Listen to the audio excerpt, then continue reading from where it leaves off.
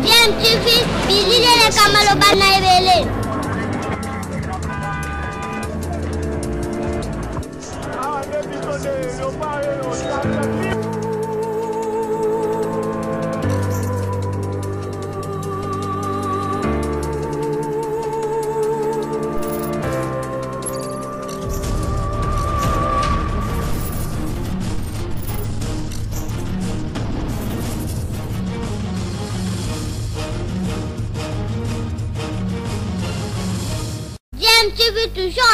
Wakati ngomba Kinshasa na boulevard Sendwe wa pepa yamba ya Soni Kafuta ya zalibongo mokambi ya lingomba ya biyamba to ba église de réveil ya Congo a telemeli mingi penza makamba mazali ko salima pele ngekani bato ba mitalisa makilo kola bato ya UDPS bakendeki ko panza wa pepa yesika ye akosambelaka na yamba ya yetu yukaye na lobi makambo nyonso ezoleka eza makambo babungisi yango po baza ko viser biso en tant que individu to yebi ete sur le plan de droit Malonda a gagné élection mais babuye balobi po ye participer ki na tricherie po mokonzi ya sika azala na pouvoir alors biso to lobi ce que ezali ndenge wana ce qui veut dire tout ce qui est émanation il y a Seni et Sengeli va démissionner banda mokonzi ya mboka banda Sénat banda Assemblée nationale banda ba gouverneur nyonso nde place toyoka na kité et puis balobi po aza mu Congo makambo zo salema na biyamba na banganga nzambe boyebi ezali SCC ezali Senko bango nde ba activer makambo nyonso na ba parti politique biso problème la biso ezalaki ko préserver les acquis ya alternance to toza ko ba état de droit ba viser biso lokola ba komi ko buka ba église na wazad bango moko baza na monopole ya violence te mais biso pona ko banga nzambe poto bongoli motema poto kende na lola yango to sengi bandimi na biso nyoso bazala na ke pe wana to sengi ni to solo la kina mokonja mboka président république ta otana biso to lobaki lokola Senko nde mutoza na présidence abingi sa biso nyonso de ces confessions religieuses to fanda ensemble to discuter et s'il s'agit to refaire ba continuer ba ko to refaire to bimisa mutu moko oyo ekosepelisa bato nyonso mais pourquoi ce que bango ba comment attaquer l'église msusu donc au fond na biso ki meza bozoba bazana monopole ya violence te pe monopole ya population te to banda sikoyo biso to pelisa moto na armée na police okokate Congo ezali terre na biso esengeli toyeba ko garder unité ya mboka na biso je suis monteux mais je garde la maîtrise de soi mais ceux qui va continuer alors bon ko banda eza malamu mais bindenge ko sukate Botikonda wana Soni Kafuta bongo bosanyi ko ibaite ongambo ya baby yamba mingi penza église Kimbangiste bango basimo ko komela na mokambi ndako bakilembeko ya ekolo Congo démocratique Jeanine Mabunda po ya kotalisa na ete kombo ye etalisa makete zali e yamba Kimbangiste nde pesa ki kombo ya Ronsard Malonda yango ezali soki mokete ndi azali ko senga pe na nkoma yoko basili ko komisela na mokambi ndako bakilembeko ya ekolo Congo démocratique kotalisa ete maimanso maluba makilikolo ya yamba Kimbangiste yango ezali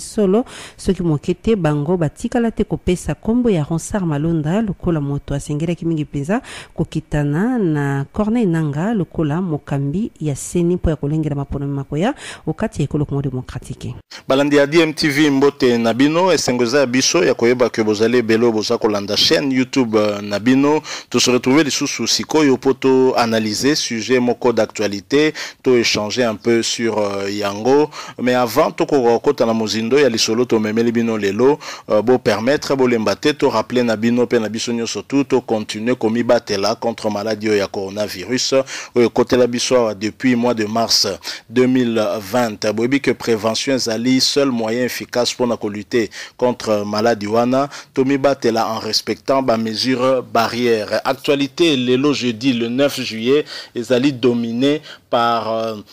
manifestation en topé marche il y a UDPS ou UDPS appela qui a manifesté contre entérinement il y a Ronsard Malonda na niveau Assemblée nationale comme président il y a Seni UDPS a boyi que 2023 ba élection et koka ko produire les sous ba résultat lolenge na décembre 2018 et produisa qui avec Assemblée nationale na Sénat automona qui lolenge nini batu balekana ki mingi basolo bakeba bazana basala ki nommé et UDPS a estima qui nécessaire batam kotambola po ba protester makasi contre Ronsard Malonda notamment. Mais na marche wana ezalaki autorisé te parce que c'est vrai que toza na régime il y a autorisation te, mais toza na régime il y a information. UDPS a sakita qui peut la devoir wana ba komela ki autorité compétente ezali gouverneur de la ville province ya Kinshasa pour ba expliquer na ye que UDPS a marché na mokolo ya jeudi le 9 déjà na niveau ya gouverneur a boela ki UDPS marche wana ba pesa ki raison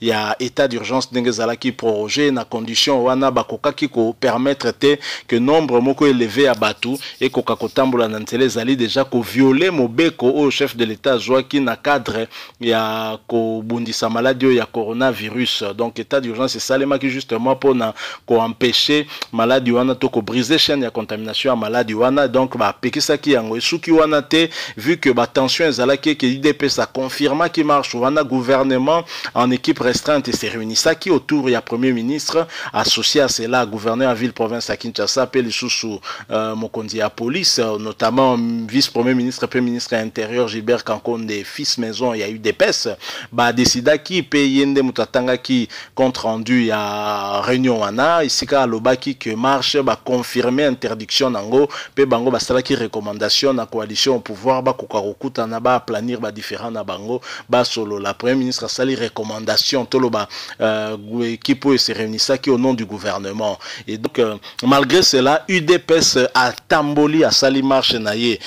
lelo et comme il fallait s'y attendre bah dégâts ezali déjà toyoki na côté à UDPS côté secrétaire général naie Augustin Kabouya azali ko accusé bah force de l'ordre en tête ministre intérieur d'avoir côté bango responsable sur bah 3 morts oyo bazali ya lobi que 3 morts bazalaki mais tomoni pe lisusu que na niveau ya boulevard Sendwe isika église ya pasteur Soni Kafuta ezalaka église armée de l'Éternel ba dégâts esalemi ya makasi ba buki église ba pandi yango et pasteur Soni Kafuta a réagi yemoko avec colère et ce qui te se référait na site d'actualité politico CD pa iwapi information et comme libiso ba rapporter les biso message oyo Soni Kafuta apesaki en marge justement il y a destruction il y a église naye boyo kandenge tozali kotangela bino réaction il y a pasteur Soni Kafuta je rappelle que yenda zali pour le moment numéro 1 à ba église des réveils du moins oyo et travailla kana pasteur Kankenzo zalaki numéro 1 nango a cédé là qui y est pour ba église des réveils yango pe ba se metaka d'accord te hein, surtout mutuna mutwaza na mwa kwena ya sangisi mondamba ba église moko boye ezateke bango surtout balandaka mutu moko ndenge kozale pas ba catholique et pas il y a ba protestant pas ba musulman pas ba kimbangiste na église des réveils il y a à boire et à manger Denis les César mukondina kwena ye pasteur mukuna mukondina kwena ye ainsi de suite tolanda réaction à Soni Kafuta mon église est démolie ce sont des actes prémédités. Ils n'ont pas le monopole de la violence. Nous sommes aussi capables de brûler d'autres églises et états-majors politiques. La police et l'armée ne sauront rien faire. Voilà Maloba Soni Kafuta d'après site d'actualité politico.cd. Et de poursuivre, nous ne sommes pas de femmes, nous sommes des hommes. Il y aura riposte, nous le promettons. C'est l'église catholique et les CC qui sont derrière ces actes. C'est la guerre de la croisade maintenant. J'ai participé au vote et Ronsard Malonda avait gagné les élections 6 sur 8. Il les refusé tout simplement parce qu'il est Mukongo et qu'il avait favorisé la tricherie pour que le chef de l'État soit au pouvoir. Voilà Maloba Soni Kafuta qui nous est rapporté par le site d'actualité politico.cd. Et moi, Maloba Oyo, si c'est vrai, ce que les a vraiment avéré que Maloba Oyo, il y a pasteur Soni Kafuta, nous disons bien pasteur Oyazali berger Sengela Kumbaba Brebi, ça me rend triste. Ça me rend triste parce que na appel na Maloba Oyo na sentir appel à la violence. Kouta et pas ya mosali na nzambe te Maloba ya lolenge wana. triste vraiment parce que de tels propos et koki kouta et pas il y a Moussa Nzambete ou Azalipe surtout expérimenté makasi na niveau il y a Sony Kafuta. Appel à la violence sur toutes ses formes. Tant déjà vous allez koloba que bazali na monopole il y a violence té vous allez pe capable ya ko brûler d'autres églises pe état-major politique. Donc wana izali siko ka pasteur tenda zoloba na sentir pe que politique li susunde azali koloba wana tango asali aux églises pe na ba état-major politique a suki wanate a bakisi que nous ne sommes pas des femmes dont aux abacité il y aura riposte et Asuki wanate aye les sous quoi accusé église catholique pena église protestante hein, et c'est a identifié bango comme ba commanditaire ya ba acte et c'est passé alors que tu as dit que manifestation à l'élo et salemi na appel il y a UDPS et église les deux églises en tout cas zala qui associé ne côté mais tu as dit que la divergence c'est zala qui entre bango parce que